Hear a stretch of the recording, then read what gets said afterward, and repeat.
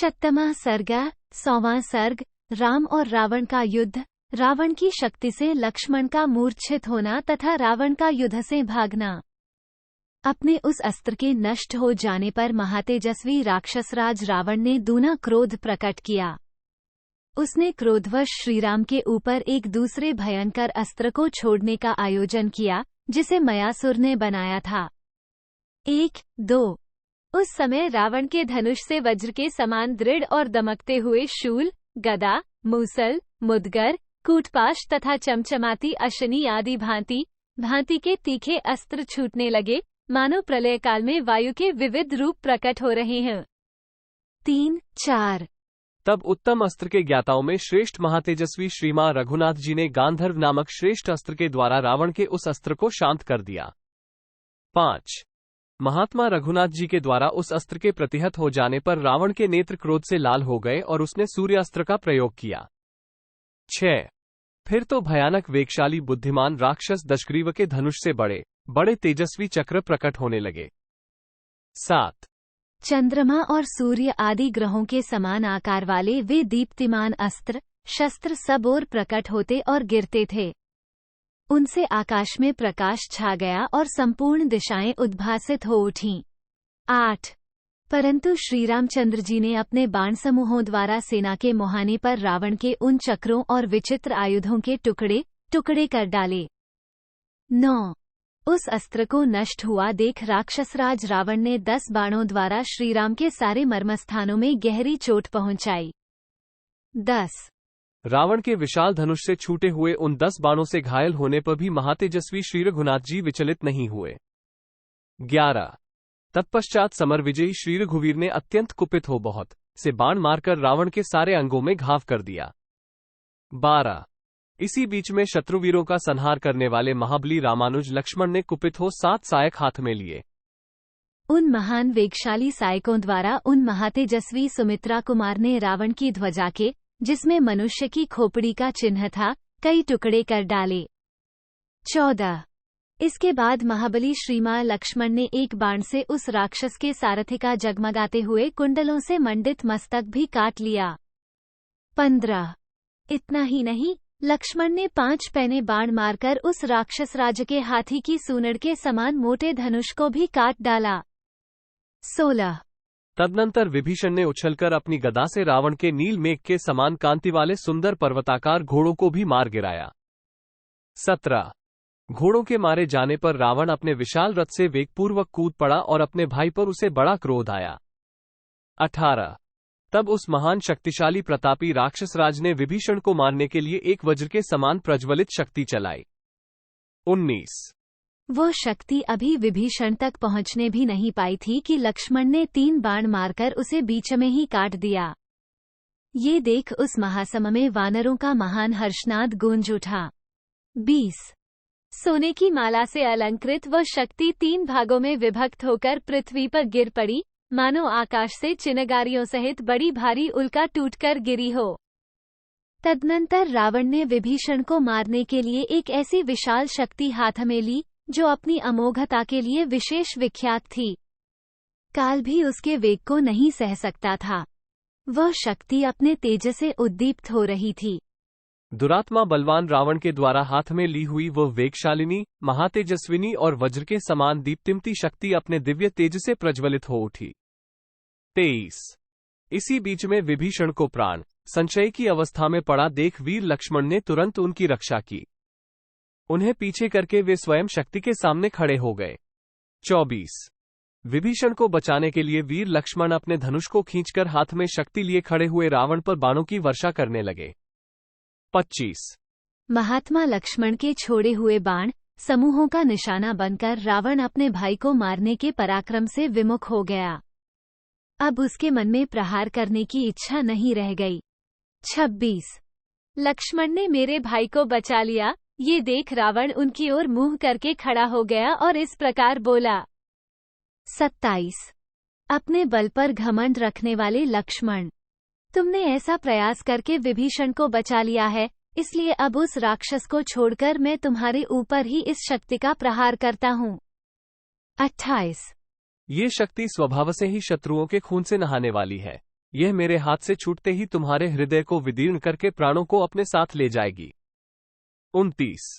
ऐसा कहकर अत्यंत कुपित हुए रावण ने मयासुर की माया से निर्मित 8 घंटों से विभूषित तथा महाभयंकर शब्द करने वाली उस अमोघ एवं शत्रुघातिनी शक्ति को, जो अपने तेज से प्रज्वलित हो रही थी, लक्ष्मण को लक्ष्य करके चला दिया और बड़े जोर से गर्जना की।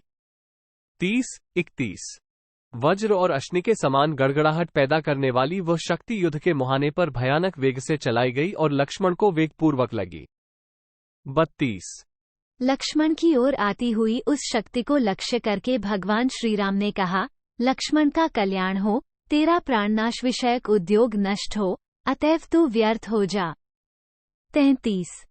वह शक्ति विषधर सर्प के समान भयंकर थी।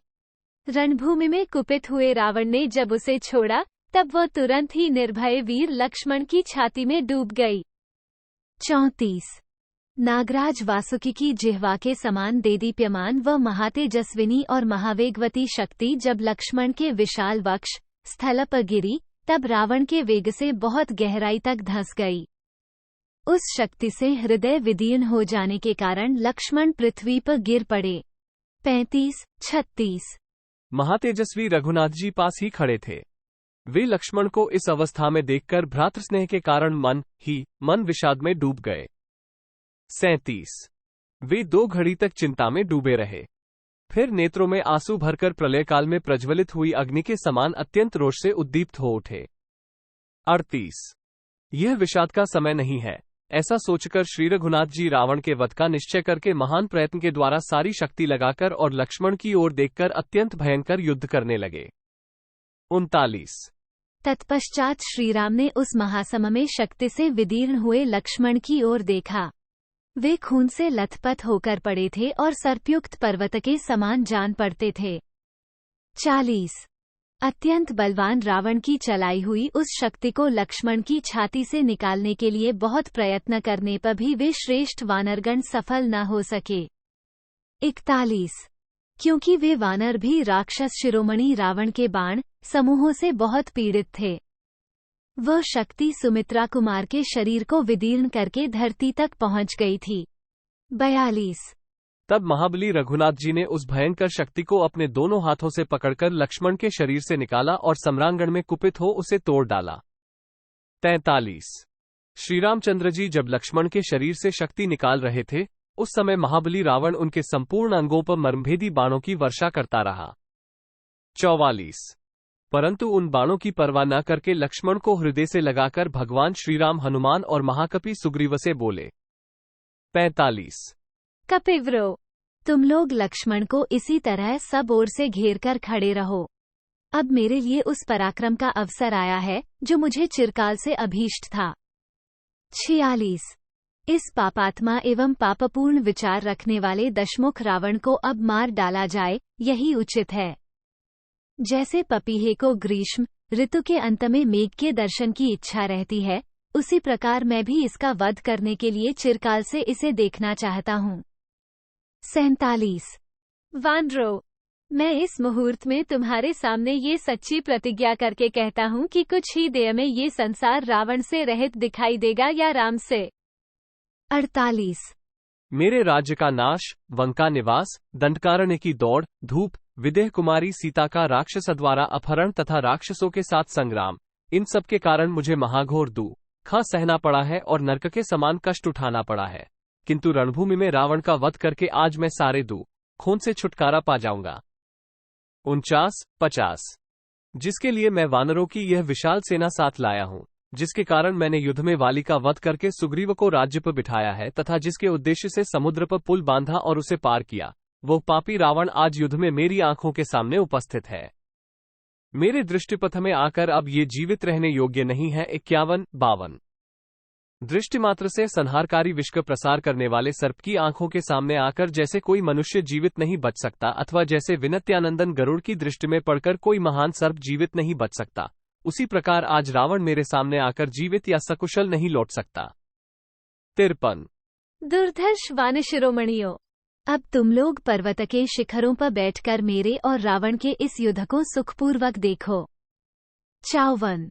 आज संग्राम में देवता, गंधर्व, सिद्ध, ऋषि और चारणों सहित तीनों लोकों के प्राणी राम का रामत्व देखें। आज मैं वह पराक्रम प्रकट करूंगा जिसकी जब तक ये पृथ्वी कायम रहेगी तब तक चराचर जगत के जीव और देवता भी सदा लोक में एकत्र होकर चर्चा करेंगे और जिस प्रकार युद्ध हुआ है उसे एक दूसरे से कहेंगे। 56। ऐसा कहकर भगवान श्रीराम सावधान हो अपने सुवर्ण भूषित तीखे बाणों से रणभूमि में दशानन रावण को घायल करने लगे। 57। इसी प्रकार जैसे मेघ जल की धारा गिराता है उसी तरह रावण भी श्रीराम पर चमकीले नाराचों और मूसलों की वर्षा करने लगा। 58। एक दूसरे पर चोट करते हुए राम और रावण के छोड़े हुए श्रेष्ठ बाणों के परस्पर टकराने से बड़ा भयंकर शब्द प्रकट होता था। 59। श्रीराम और रावण के बाण परस्पर छिन्न भिन्न होकर आकाश से पृथ्वी पर गिर पड़ते थे। उस समय उनके अग्रभाग बड़े उद्दीप्त दिखाई देते थे। 60। राम और रावण के धनुष की प्रत्यंचा से प्रकट हुई महान टंकार ध्वनि समस्त प्राणियों के मन में त्रास उत्पन्न कर देती थी और बड़ी अद्भुत प्रतीत होती थी। 61। जैसे वायु के थपेड़े खाकर मेघ छिन्न भिन्न हो जाता है उसी प्रकार दीप्तिमान धनुष धारण करने वाले महात्मा श्रीराम के बाण समूहों की वर्षा से आहत एवं पीड़ित हुआ रावण भय के मारे वहां से भाग गया। 62। इत्यार्षे श्रीमद् रामायणे वाल्मीकि आदिकाव्ये युद्धकांडे शततमः सर्गः 100। इस प्रकार श्री वाल्मीकि निर्मित आर्ष रामायण आदिकाव्य के युद्धकांड में 100वां सर्ग पूरा हुआ। 100।